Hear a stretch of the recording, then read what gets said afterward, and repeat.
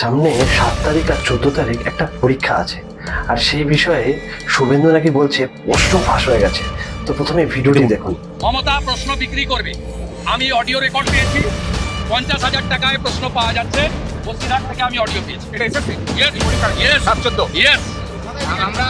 ও জানে ও এমআরএ হাত দিতে পারবে না। তোর মমতা প্রশ্ন বিক্রি করবে, তার ভাইপো মাল তুলবে। তো এই ভিডিওটা কতটা সত্য বা মিথ্যে আমি জানি না। যদি ব্যাপারটা সত্যি হয়, ভাবতে পারছেন যে কতটা ক্ষতি হয়ে যাবে।